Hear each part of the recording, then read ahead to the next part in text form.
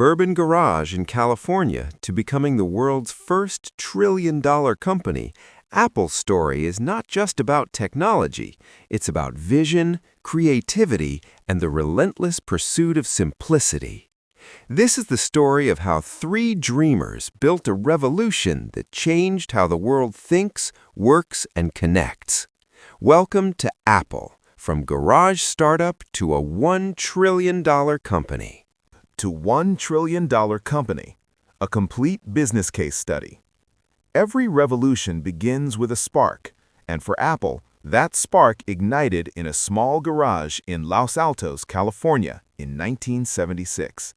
Steve Jobs, a visionary with a flair for design and marketing, teamed up with his technically gifted friend Steve Wozniak and Ronald Wayne to create personal computers that were simple, powerful, and elegant. Their first product, the Apple I, wasn't flashy, it was just a circuit board, but it was the beginning of something monumental. Jobs' ability to sell the idea and Wozniak's engineering genius laid the foundation for a company that would one day redefine entire industries. The real breakthrough came with the Apple II in 1977. It wasn't just a computer, it was a complete product. Sleek design, color graphics, and user-friendly features.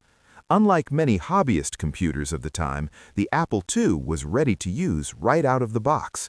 It became one of the first mass-market personal computers, propelling Apple into profitability and taking it public in 1980. That IPO instantly made hundreds of employees millionaires and positioned Apple as a serious force in Silicon Valley. By 1984, Apple wanted to create a computer for everyone, not just tech enthusiasts. The Macintosh was born with a revolutionary idea, a graphical user interface controlled by a mouse. The now famous 1984 Super Bowl commercial introduced it as the machine that would free people from conformity. The Mac was innovative, but sales fell short of expectations. It was ahead of its time, and its high price limited adoption. Behind the scenes, tensions grew between Steve Jobs and then CEO John Sculley, leading to Jobs' departure from Apple in 1985. The years following Jobs' exit were turbulent. Apple tried to innovate with products like the Newton and the Power Macintosh, but without Jobs' singular vision, the company lost focus. Competitors like Microsoft began to dominate the market with Windows PCs, which were cheaper and widely compatible. Apple's once dominant position eroded, and by the mid-1990s, the company was struggling financially. Analysts predicted bankruptcy, and many believed Apple's best days were over. In 1997, Apple made a desperate but brilliant move. It acquired Next, the computer company Steve Jobs had founded after leaving Apple. That acquisition brought Jobs back to the company he had started. Within months, he began reshaping Apple's strategy. Jobs simplified the product line, focused on design, and reignited the company's culture of innovation. He also secured a surprising $150 million investment from Microsoft, a move that stabilized Apple financially and shocked the tech world. Jobs' first major success after returning was the iMac in 1998. With its colorful, translucent design and easy setup, it broke the mold of boring beige computers. The iMac wasn't just a product, it was a statement that Apple was back, and it was different. The marketing was bold, the design was playful, and consumers loved it. Apple's brand was reborn as one that blended technology with creativity.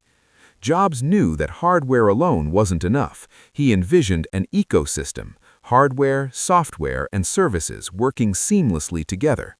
The launch of iTunes and the iPod in 2001 began that journey. The iPod didn't just change how people listened to music, it changed the music industry itself. With the iTunes Store, Apple became both a tech company and a digital content distributor. The famous tagline, "1,000 songs in your pocket," captured the essence of simplicity and innovation. Apple's marketing was as revolutionary as its products. The Think Different campaign celebrated innovators and dreamers, aligning Apple with creativity and rebellion. Every product launch became a cultural event. Steve Jobs' keynote presentations, simple, confident, and dramatic, turned product announcements into must-watch moments. Apple wasn't just selling devices, it was selling a lifestyle. In 2007, Apple introduced a product that would redefine not just the company, but the entire world, the iPhone. With a touchscreen interface and an ecosystem that merged communication, music, and the internet, the iPhone was light years ahead of existing smartphones. Jobs famously said it was an iPod, a phone, and an internet communicator, all in one. The iPhone transformed Apple into a global powerhouse and set a new standard for mobile technology. A year later, the App Store launched, unlocking a new economy for developers and users alike. Suddenly, Apple wasn't just selling phones, it was creating a platform. Developers built millions of apps, and Apple earned a share of every transaction. This ecosystem lock-in became one of Apple's most powerful business advantages. The more you used Apple products, the harder it became to leave them. In 2010, Apple unveiled the iPad, positioned between a smartphone and a laptop. Critics initially mocked it, but consumers embraced it. The iPad further proved that Apple could create entirely new markets. By now, Apple wasn't just a computer company, it was a global consumer electronics leader, shaping how people lived, worked, and played. Steve Jobs passed away in 2011, leaving behind a legacy of innovation and an unmatched product philosophy. Many wondered if Apple could continue without its visionary founder. Under Tim Cook's leadership, Apple focused on operational excellence, supply chain efficiency, and expanding into new markets. Cook's calm, disciplined style contrasted with Jobs' fiery charisma, but it worked. Apple continued to grow, launching products like the Apple Watch and AirPods, and expanding its services division with Apple Music, iCloud, and Apple Pay. In 2018, Apple became the first publicly traded company to reach a $1 trillion market capitalization. It achieved this milestone through a blend of innovation, marketing genius, and ecosystem loyalty.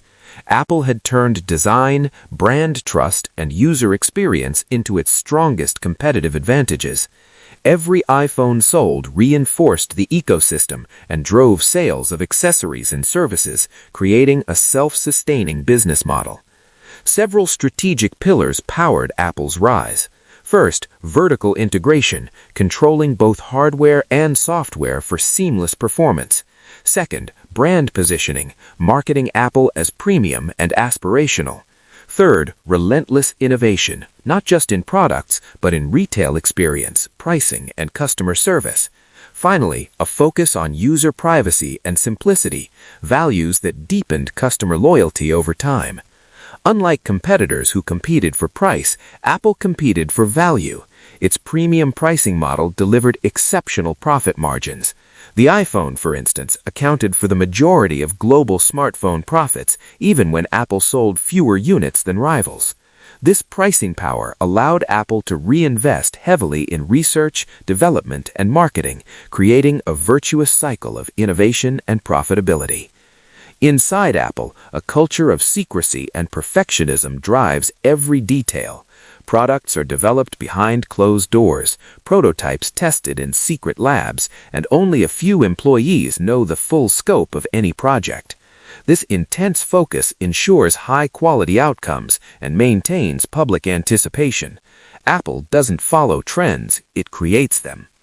As hardware markets matured, Apple shifted its focus towards services and wearables. The Apple Watch became the best-selling smartwatch globally. AirPods redefined wireless audio.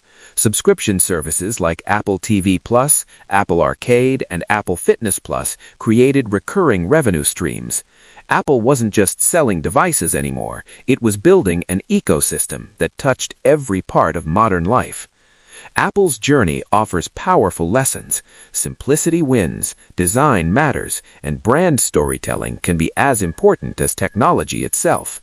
Apple teaches that innovation isn't about adding features, it's about removing friction. The company's ability to say no to thousands of ideas and focus on a few perfect ones is what made it extraordinary. Today, Apple is worth more than many countries' GDPs and continues to innovate in fields like augmented reality, artificial intelligence, and electric vehicles. The Vision Pro headset represents its next big bet, a bridge between digital and physical worlds. Even as competition intensifies, Apple's combination of brand trust, design philosophy, and ecosystem strength keeps it ahead. From a small garage in 1976 to a $1 trillion empire, Apple's story is one of vision, resilience, and reinvention. It has transformed how we communicate, create, and connect. The Apple logo, once a symbol of rebellion, is now a global icon of innovation.